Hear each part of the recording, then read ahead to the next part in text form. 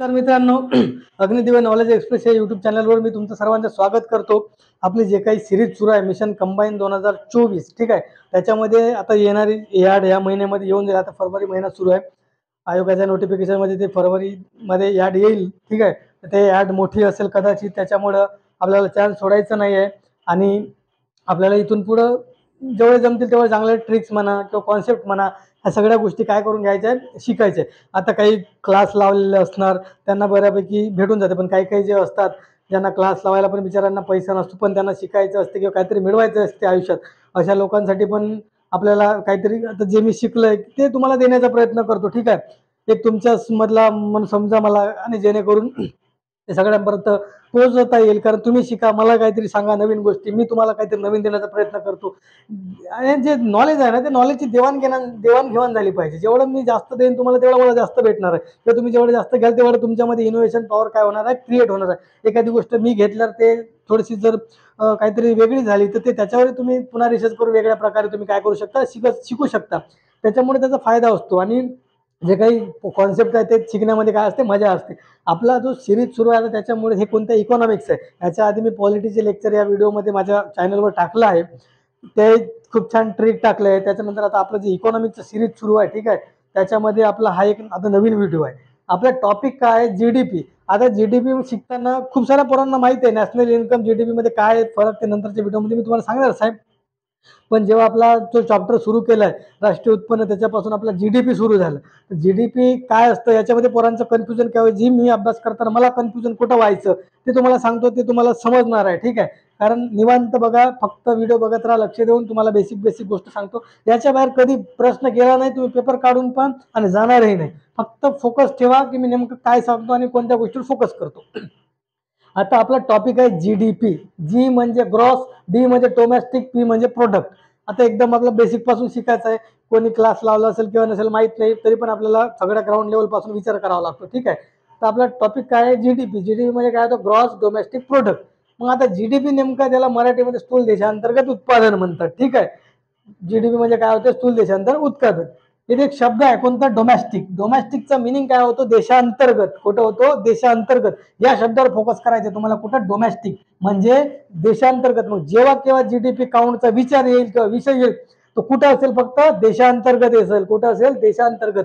मग जीडीपी जेव्हा तुम्ही शिकता किंवा जीडीपीचा जेव्हा अभ्यास करता, तेव्हा तुम्हाला देशांतर्गत या कॉन्सेप्टवर फोकस करायचा आहे. मग जर तुम्हाला जीडीपीची व्याख्या जर बघायची झाली, तर मग वाक्य काय असणार आहे, देशाच्या आर्थिक किंवा भौगोलिक सीमेअंतर्गत एका आर्थिक वर्षात तयार होणाऱ्या सर्व वस्तू व सेवांचे अंतिम मूल्य म्हणजे काय असतं, जीडीपी. म्हणजे एकंदरीत तुम्हाला साध्या भाषेत सोप्या सांगायचं झालं, आपला जो देश आहे त्या भारत देशाच्या जर देशाअंतर्गत ज्या काही वस्तू किंवा सेवांचे जेव्हा काही उत्पादन होते, त्या उत्पादन झालेल्या सेवांचे जे काही अंतिम म्हणजे फायनल जे काही त्यांची जी किंमत असेल, त्या किमतीची सगळ्यात जेव्हा बेरीज करू, ते बेरीज म्हणजे काय असते, जीडीपी असते. म्हणून तुमच्या डेफिनेशन मध्ये चांगलं आहे की देशाच्या आर्थिक किंवा भौगोलिक सीमेअंतर्गत एका आर्थिक वर्षात तयार होणाऱ्या सर्व वस्तू व सेवांचे अंतिम मूल्य म्हणजे जीडीपी. एवढा बेसिक गोष्ट तुम्हाला समजलं असणार असं मला वाटते.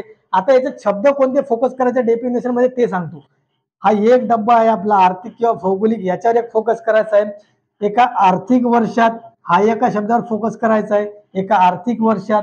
त्याच्यानंतर तिसरा गोष्ट आहे सेवांचे अंतिम मूल्य. एक, दोन, तीन, या तीन गोष्टीवर जर तुम्ही फोकस केला आणि तुम्हाला जर त्या तीन गोष्टी समजल्या, तर ऑटोमॅटिक जीडीपी समजेल. आता बघा, तुम्ही जर पुस्तक वाचलं ना, एका पुस्तकामध्ये जीडीपीचे डेफिनेशन एका देशाच्या आर्थिक सीमेअंतर्गत म्हणते, एका पुस्तकामध्ये भौगोलिक सीमेअंतर्गत म्हणते. मग नेमकं आपल्याला कन्फ्युजन होते, जीडीपी मध्ये आर्थिक सीमेअंतर्गत घेऊ की भौगोलिक सीमेअंतर्गत घेऊ. तर साध्या भाषेत सांगतो मित्रांनो, सर आयोग जो आहे आपला आयोग, तो जीडीपीचे डेफिनेशन कधी अशी सांगतच नाही, आर्थिक सीमेअंतर्गत का भौगोलिक सीमेअंतर्गत. एवढं सांगते का, एवढा डेफिनेशन देते की आयोग सीमेअंतर्गत. आपला जो भारत देश आहे, समजा भारत देशाचा जर मॅप काढलं, तर मॅपच्या आतमध्ये जेवढ्या काही सीमेअंतर्गत जे काही भारताची सीमा आहे, त्या सीमेअंतर्गत जेवढ्या किंवा वस्तू किंवा सेवांचं उत्पादन होते, त्या सगळ्या सेवा वस्तूचं उत्पादनाची अंतिम मूल्य काढलं तर ते जीडीपी होऊन जाते. पण जेव्हा अभ्यास करतो पुस्तकामध्ये, तेव्हा अशा दोन गोष्टी दिल्या असतात, त्यालाही मिनिंग आहे, ते कन्फ्युजन होतं सांगतो. असं आलं तरी हेच आणि तसे आलं तरी तेच म्हणायचं. आता बघा, भौगोलिक सीमा म्हटलं तर भारत देशाचा जो नकाशा आहे, त्या नकाशाच्या म्हणजे जे काही भारत देशाची काही सीमा आहे भौगोलिक, त्या सीमेच्या अंतर्गत जर सर्व वस्तू सेवांचे उत्पन्न होत असेल त्याचे अंतिम मूल्य काढलं तरी जीडीपी होते. आता जर आर्थिक शब्द जर घेतला, आर्थिक सीमेअंतर्गत जर म्हटलं तर आर्थिक सीमेअंतर्गत म्हणजे काय होते लक्षात ठेवा. आता याचं एक एक्झाम्पल सांगतो. जसं भारताचे अँबॅसिडर असतात, म्हणजे भारताचे जे काही अँबॅसिडर असतात, राजदूत म्हणतात त्यांना मराठीत, ते दुसऱ्या देशामध्ये काय करत असतात, सेवा देत असतात. म्हणजे दुसऱ्या देशात जाऊन काम करत असतात, काम करतात दुसऱ्या देशात, पण सेवा कोणाला देतात, आपले काम करतात. जे काय IAS IPS लोक जे असतात, IFS लोक असतात, ते फॉरेनमध्ये जाऊन राजदूत म्हणून काम करतात, अँबॅसिडर म्हणून. ते अँबॅसिडर राहतात दुसऱ्या देशात, पण सेवा कोणाला देतात, भारतात. मग ते सीमेअंतर्गत आहे का, ऍक्च्युली नाही. पण ते कोणत्या सीमेअंतर्गत येते, मग आर्थिक सीमेअंतर्गत येते, असं लक्षात ठेवा. म्हणून आर्थिक सीमा म्हटलं किंवा भौगोलिक सीमा म्हटलं तरी जीडीपी मध्ये ते येतं. म्हणून याच्या भानगडीत पडायचं नाही. जास्तीत जास्त खूप सारे पोरं या दोन शब्दामध्ये कन्फ्युजन, जीडीपीचा पुरा बँड वाजवून टाकते.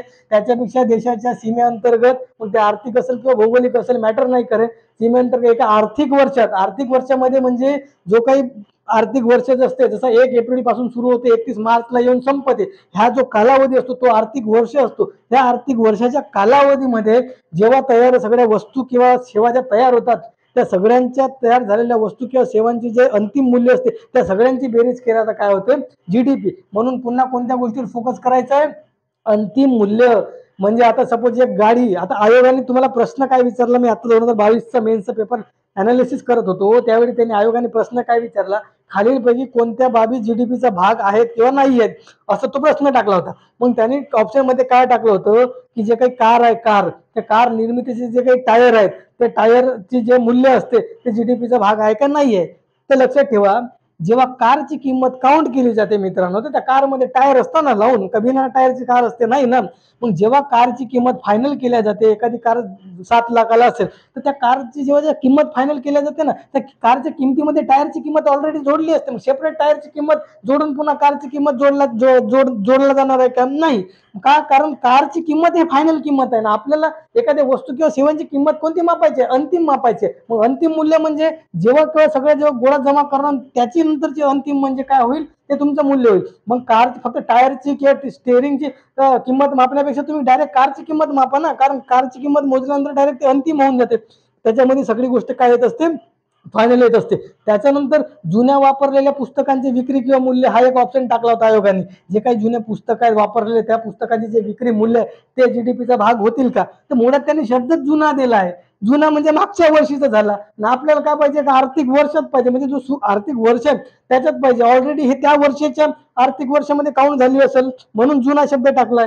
आपल्याला नवीन आर्थिक वर्षात पाहिजे ना, ते महत्वाचं आहे. मग जेव्हा जीडीपी काउंट करते तेव्हा सीमेअंतर्गत तर असतेच असते, आणि ह्या दोन पैकी कोणती असेल मग, किंवा हे शब्द नसले तरी चालेल, पण सीमेअंतर्गत पाहिजे.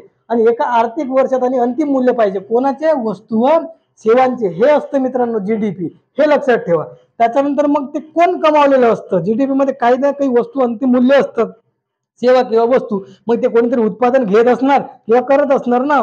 मग ते कोण असतं, भारतीय निवासी हा शब्द असतो. मग ते आपल्या भारताचे नागरिक असोत किंवा भारतात राहणारे विदेशी असोत, ते काय असतात, जीडीपी तयार, म्हणजे जीडीपीचे काय असतात, भाग असतात. म्हणजे जे काही आपली सीमा आहे त्या सीमेअंतर्गत आपले भारताचे लोक असतात, फॉरेनर असतात, ते जे ते जे उत्पादन केल्यावर जे काही वस्तू किंवा सेवांचे अंतिम मूल्य असते त्याची गोडाबेरीज म्हणजे काय असते, तुमची जीडीपी असते. आणि ते जे असतं जीडीपी मध्ये ते कमावलेल्या गोष्टी विचार केला घेतल्या जातात. म्हणजे जे काही वस्तू व सेवांचे अंतिम मूल्य आहे ते विचार घेतले जाते. तर अशा प्रकारे मित्रांनो हा जीडीपी आहे.